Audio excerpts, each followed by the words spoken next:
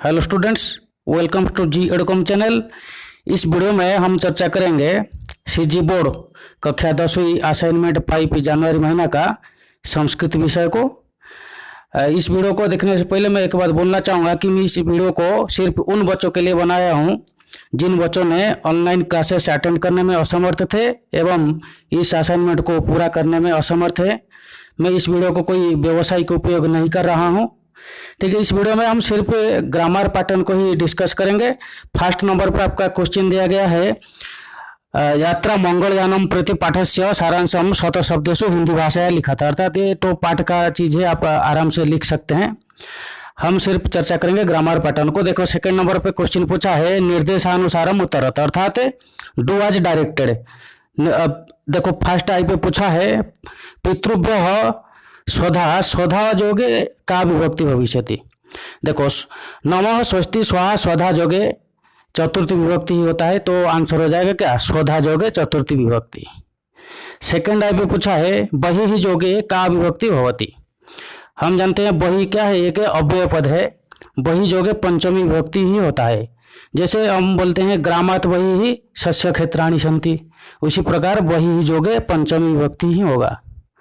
Next third आई पे question पूछा है, सदृश पद माधृत्य साधु वाक्यम एकम निर्माणम कुरुत। सदृश अर्थात ये हमारा समास से क्वेश्चन आया है, अव्यय भाव समास। जैसे हरे है सादृश्यम सहरि, आंसर के सेंटेंस लिखने के लिए पूछा है तो सहरि राम ह रावणम हतवान, ये आपका एक सेंटेंस निर्माण हो गया। ये हो गया सेकंड नंबर का आंसर। नेक्स्ट देखेंगे थर्ड नंबर को। इसी बीच एक बात बोलना चाहूँगा कि इस वीडियो को आप अंत तक जरूर देखना, आसानी से आंसर दे सकते हैं। अगर पहली बार चैनल को विजिट करें तो चैनल को अवश्य सब्सक्राइब करना, पास में बेल आइकन क्लिक करना, ताकि आने वाले हर समय पर जब मैं इस रिलेटेड वीडियो अपलोड करूंगा तो आपको नोटिफिकेशन मिल जाएगा। वीडियो पसंद आ रहे तो लाइक करना, सब्सक्राइब करना और दोस्तों को शेयर करने को बिल्कुल ना भूलना। अब देखेंगे थर्ड नंबर क्वेश्चन आंसर को। देखो थर्ड नंबर पे निर्देश क्या है ना, निर्देशानुसारम उत्तर था। ये भी आपका 3 क्वेश्चन पूछा है, हर क्वेश्चन के लिए 1-1 मार्क है। फर्स्ट नंबर आई पे पूछा है, अहम चित्रम पश्यामि कर्मवाच्य परिवर्तनम कुरुत, अर्थात कर्मवाच्य में परिवर्तन करेंगे तो हमारा कर्ता का तृतीय विभक्ति हो जाएगा। जैसे ये कर्मवाच्य है तो कर्म का ही प्रधान होता है, इसीलिए कर्म का प्रथमा विभक्ति होगा। तो आंसर क्या हो जाएगा ना, अहम का हो जाएगा मया, चित्रम का चित्रम ही रहेगा, क्योंकि चित्रम क्या है नपुंसक लिंग में होता है। इसका प्रथमा विभक्ति और द्वितीय विभक्ति सेम फॉर्मूला में होता है। जैसे चित्रम चित्रे चित्राणि, चित्रम चित्रे चित्राणि, अर्थात नपुंसक लिंग का प्रथमा और द्वितीय एवरग्रीन। ठीक है, मया चित्रम पश्यामि का दृश्यते ही होगा। फिर भी पश्यते हम किया हूँ, लेकिन एक्चुअली आंसर ही होगा दृश्यते। पश्यामि का कर्मवाच्य में दृश्यते ही होता है।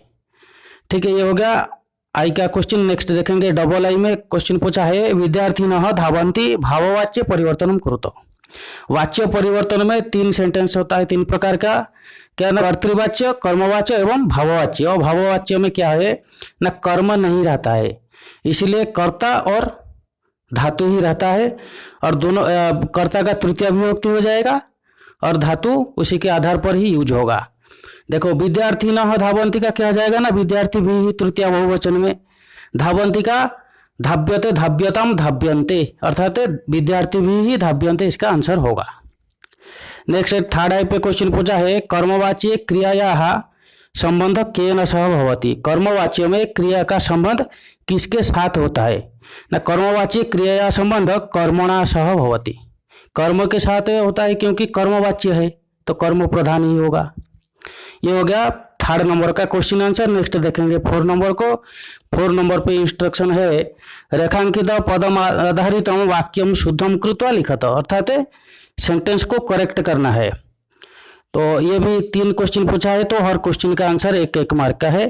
तो फर्स्ट टाइप पे पूछा है, बालिका सुंदर अस्ति, अर्थात सुंदर क्या है, तो सुंदर पुल्लिंग है, तो उसके लिए क्या होगा ना, सुंदरी, बालिका सुंदरी अस्ति।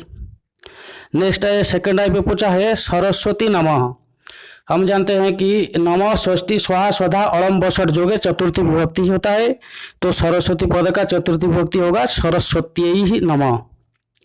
नेक्स्ट थर्ड आई पे पूछा है, ते अशोकस्य पुत्राणि सन्ति। देखो पुत्र के शब्द जो है पुल्लिंग में है, तो उसका बहुवचन क्या आएगा ना, पुत्राः सन्ति।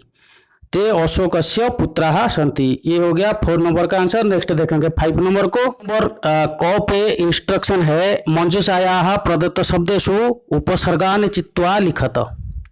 मंजूषा अर्थात बॉक्स, बॉक्स में दिया गया शब्द दिया गया है, उनमें से हमको उपसर्ग को निकाल के लिखना है। देखो फर्स्ट इंस्ट्रक्शन में क्या है ना, मार्क में दिया गया 1/2 अर्थात 4 ही उपसर्ग इनमें है, तो उनको निकालना है।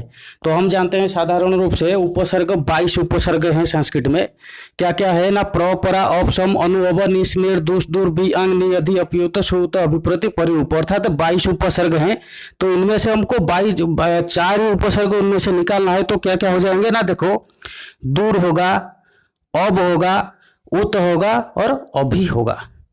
ठीक, ये हो गया क का आंसर। नेक्स्ट देखेंगे ख नंबर पे इंस्ट्रक्शन है उपसर्गे धातुम योजयित्वा पदम निर्माणम कुरुत। अर्थात उपसर्ग के साथ प्रीफिक्स, उपसर्ग के साथ धातु अर्थात वर्ब जोड़ने से क्या क्या यूज होगा, वर्ड होगा, तो उसको हम लिखना पड़ेगा। ये भी आपका हर क्वेश्चन के लिए हाफ मार्क है, तो 2 मार्क का ये क्वेश्चन है। फर्स्ट टाइप में पूछा है प्रहरी, प्रहरी के साथ शब्द क्या बनेगा ना, प्रहरति। सेकंड टाइप पे निर्गम, उसके शब्द बनेगा निर्गच्छति। थर्ड टाइप पे वितर, वर्ड क्या होगा ना, वितरति। IV पे अनुभू अर्थात अनुभवती।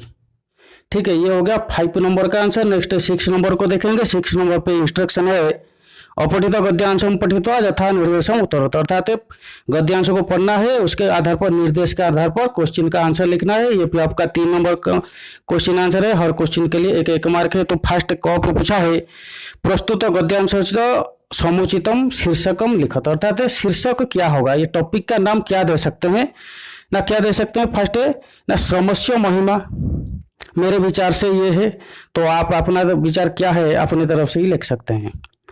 ठीक है, ख नंबर पे पूछा है केन बिना कार्यम न सिद्ध्यन्ते। किसके बिना कार्य सिद्ध नहीं होता है ना, श्रमेण बिना, क्योंकि क्वेश्चन पूछा है केन अर्थात तृतीय विभक्ति में ये आंसर होगा श्रमेण बिना कार्यम न सिद्ध्यन्ते। ग नंबर पर पूछा है गद्यांशे प्रयुक्त सूक्ति लिखित्वा हिंदी भाषाया अर्थम लिखत। अर्थात जो सूक्ति दिया गया है उसको पूर्ण रूप से लिखना है और उसका अर्थ हिंदी में लिखना है। जैसे क्या होगा ना, पद क्या होगा, उद्यमेन हि सिद्ध्यन्ति कार्याणि न मनोरथै न हि सुप्तस्य सिंहस्य प्रविशन्ति मुखे मृगाः। देखो इसका हिंदी में अर्थ होगा कोई भी काम कड़ी मेहनत से ही पूरा होता है, सिर्फ सोचने भर से नहीं। कभी भी सोते हुए शेर के मुंह में भी हिरन खुद नहीं आ जाता। ठीक है, ये हो गया अपना संस्कृत पेपर का क्वेश्चन आंसर। इस वीडियो को अंत तक देखने के लिए आपको बहुत बहुत धन्यवाद। Thanks for watching this video.